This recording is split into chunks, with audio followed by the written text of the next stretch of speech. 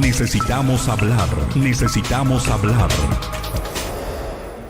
7:36 Ya estamos de regreso y está con nosotros, ya lo escucharon, al senador del PAN, Erandy Bermúdez. ¿Cómo estás, senador? Bien, Ale, tú. También. Gusto saludarte. Muy buenas tardes. Canto bonito, ¿verdad? Sí, claro que sí. Lista para la academia Es o correcto. para algún de estos realities. Hombre. Bueno, eso no es lo mío. Lo mío son las noticias. Pero bueno, senador, hay un tema importante. Que bueno, que zafarrancho se armó ahí en la Cámara de Sí, verdad. hoy en la mañana, Hoy en la en Cámara de Diputados. Pues desde ayer, ¿no? Sí, en la la madrugada, discusión. tremendo zafarrancho. De hecho, yo ahorita ya no he visto en qué va el tremendo zafarrancho. ¿En qué round? ¿En qué round van? ¿En qué espectáculo van?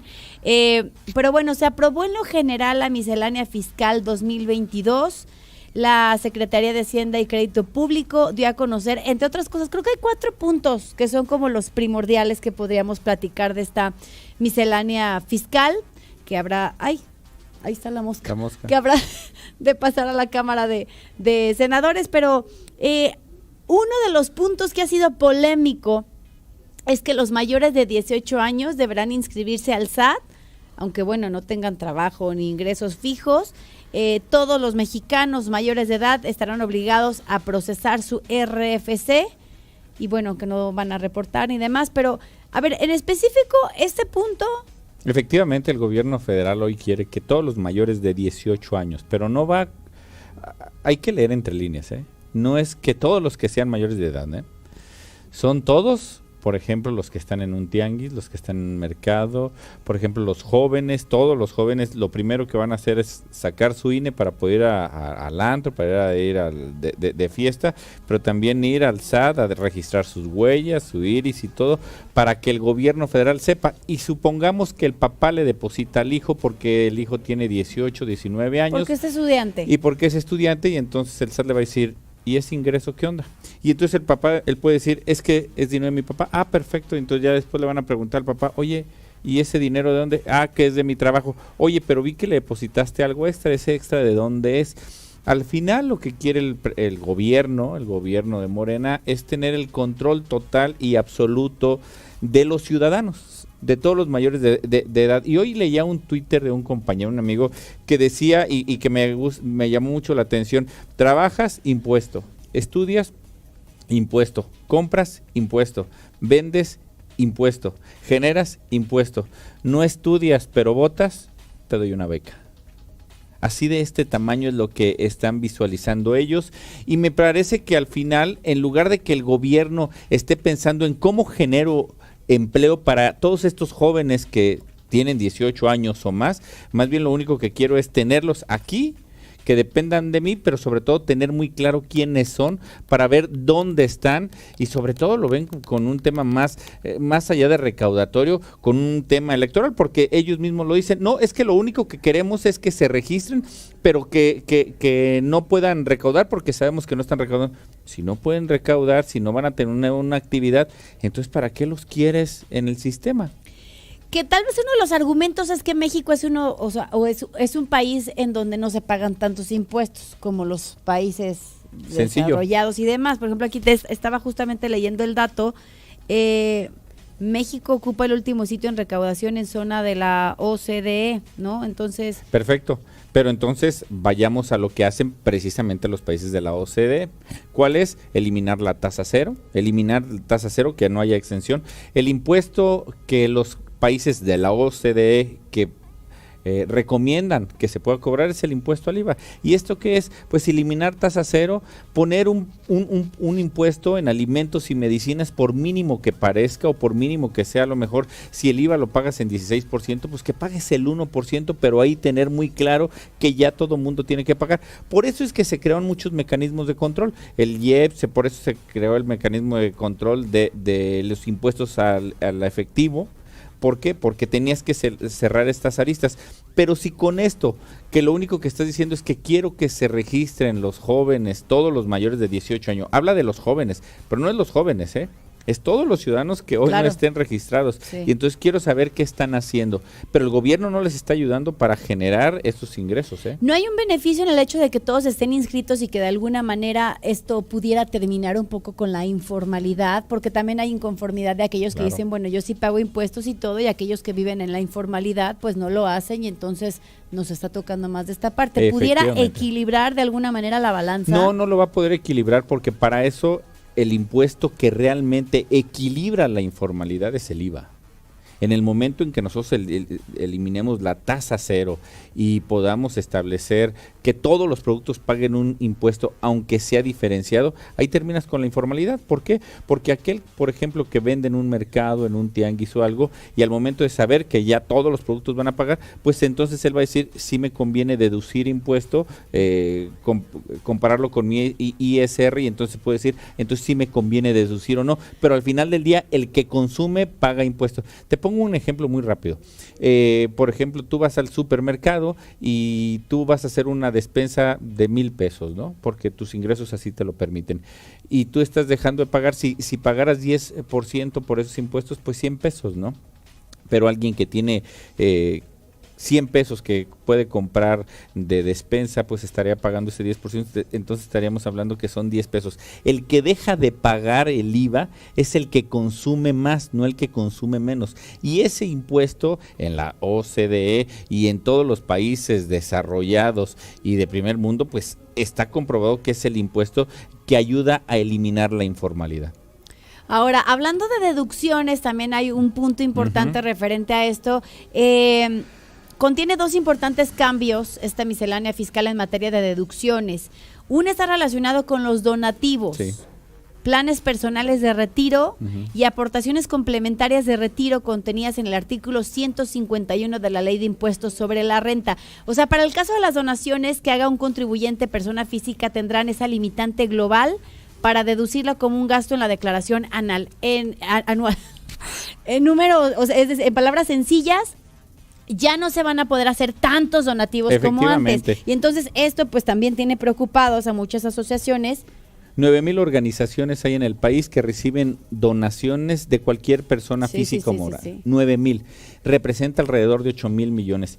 Vamos hablando, ¿tú crees que el gobierno federal no tiene esta información?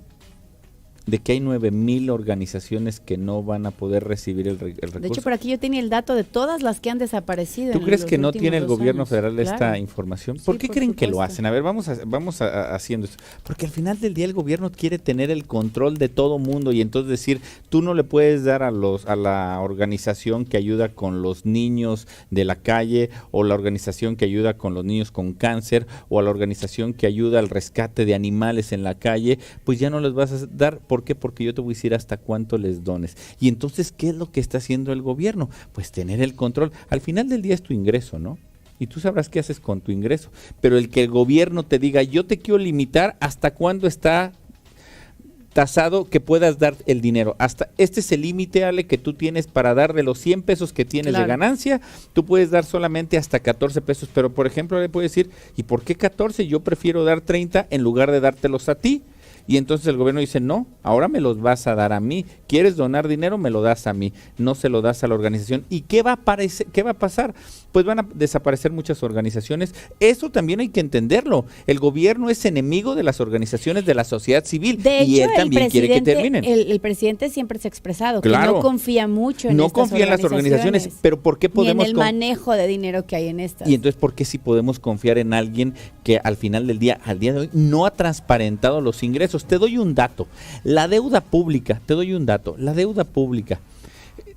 cuando termina el gobierno del presidente Peña Nieto, estaba en 10.5 billones de pesos la deuda que teníamos, ¿no? Ajá. A este año va en 12.5. El presidente, en la ley de ingresos, esta que se está aprobando y que todavía va a pasar por la Cámara de Senadores, está pidiendo 1 billón de pesos más. ¿Se acuerdan cuando el presidente le decía a los mexicanos que el endeudar el país era cosa del demonio y que eso era de los neoliberales y demás? Pues les doy el dato, que en estos casi 4 años, porque lo que va a endeudar es para el año 2022, va a llegar a 13.5 billones de pesos. 3.5 billones de pesos va a pedir deuda el presidente, que dijo que el pedir dinero era cosa del demonio. Lo peor es que este recurso no llegó a las empresas, a los comercios, a las personas que perdieron su empleo por el tema del COVID. Tampoco fue para comprar vacunas, porque como bien se han dicho, las vacunas nos las han regalado. O sea, no fue tampoco para eso. ¿Para qué es este recurso? Pues el presidente lo tiene muy bien destinado para estos 3 grandes proyectos y para sus programas sociales. Te doy el dato. Los programas sociales del presidente por año representan aproximadamente 330,000 millones de pesos, ¿no? En 3 años el presidente ha dado 1,000 millones. Dices, qué bueno. Y en eso no estamos en contra. El problema es que ese dinero no ha reducido la pobreza. La pobreza aumentó en 4 millones de personas. Entonces dices, tú diste pobreza extrema, tú dices 1,000 millones de pesos en 3 años, ¿no? Pero tu pobreza aumentó en 4 millones. ¿Qué quiere decir? Pues que ese dinero fue manejado más bien electoralmente y para muestra un botón. En el 2018 el presidente gana con 30 millones de votos y en el 2021 su partido saca 14.5 millones, con una gran diferencia. En el 2018 no daba un solo centavo, ¿no? Hoy dio 14,000 millones para 14 millones. Y entonces, ¿por qué ahora va con los jóvenes? Porque sabe que en el 2021 los que menos salieron a votar por cualquier partido, y mucho menos por el del presidente que era el que les daba la beca, fueron los jóvenes. Aquí justamente tenía el número de organizaciones de sociedad civil de 2018 a 2020. Se redujeron en un 38.3%, pasaron de 22.508 en 2018 a 13.876. Este es un dato del Registro Federal de las Organizaciones de la Sociedad Civil. A ver, hay otro punto que preocupa a muchos, el tema de los contadores. Se propone una nueva obligación para los contadores públicos para que tengan que informar al fisco a partir del próximo año cuando un contribuyente o empresa no cumpla las disposiciones fiscales o cuando lleva a cabo una conducta que pueda constituir la comisión de un delito fiscal. Ahora resulta que los contadores tienen que hacerla de Ministerio Público, ¿no? Cuando es la obligación del SAT. Fíjate nada más la perversidad, ¿no? La perversidad del gobierno. Ahora quiere que los contadores sean los investigadores del gobierno. Cuando no aunque hay reciben. unos que sí se dan cuenta. A ver, el gobierno se da cuenta. Tú lo decías, ¿cómo podemos cerrar esas aristas? Pongamos IVA generalizado, eliminemos la tasa cero, todo lo que se deduce de tasa cero. O sea, otros países ya lo han hecho. El presidente no quiere ir con los grandes contribuyentes. Aquello que decía de la mafia del poder, bueno, pues llegó al gobierno y bueno, hoy es amigo de muchos de ellos, de esta mafia del poder que él muchas veces le llamó. Y me preocupa mucho que ahora a los contadores el gobierno les diga, ahora tú estás obligado en informarme, cuando no reciben un sueldo del gobierno, ¿eh? Claro. O sea, tú le estás pidiendo al contador que te haga la chamba. Que te haga tu chamba. Cuando el contador dice, espérame. Primero ni me das trabajo porque no hay empresas que están generando, ¿sí? No hay empresas que con esta miscelánea fiscal hay muchos contadores que de tener 10 clientes o 20 o 30 pues van a tener a lo mejor la mitad porque muchos van a decir ya no me conviene mi negocio, entonces me voy a dedicar a la informalidad y entonces el gobierno dice dime todos aquellos que se dedican a la informalidad, ¿no? Y lo que está haciendo el gobierno es dedicar a estos contadores a que puedan hacer el trabajo sucio que el gobierno es el que tiene que hacer. Y hay una también que es del nuevo RIF, los emprendedores, pequeños agricultores y negocios como estéticas, las tienditas de abarrote, las carnicerías, los talleres mecánicos, salones de belleza, hojalaterías, taquerías, van a poder pagar, dicen, menos impuestos con el nuevo régimen de confianza simplificado de contribuciones. Si pudiéramos hacer como una evaluación general, ¿qué es lo que pretende Morena a través de este nuevo tener el control fiscal? de todos los ciudadanos.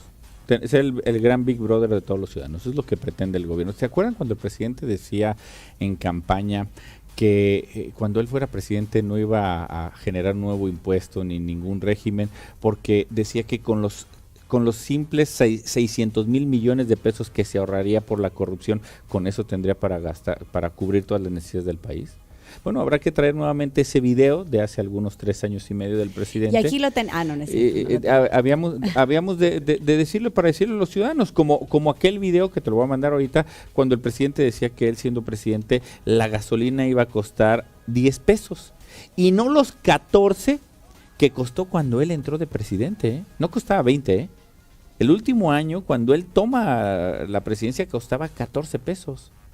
Claro que el presidente todos los días dice, la gasolina no ha subido, pero bueno, tienes 3 años y medio diciendo, como dijo el buen Goebbels, el ideólogo alemán, que una mentira repetida mil veces se convierte en verdad, y el presidente lo sabe hacer muy bien. Eso es algo que yo reconozco del presidente. No todo es malo. Yo creo que algo que reconozco perfectamente del presidente es culpar a los videojuegos. ¿Sufrirá alguna modificación en la Cámara de Senadores? Sí, claro, nosotros haremos hasta lo imposible por poder cerrar todas estas aristas que están dañando a los ciudadanos. ¿Pero crees que se logre?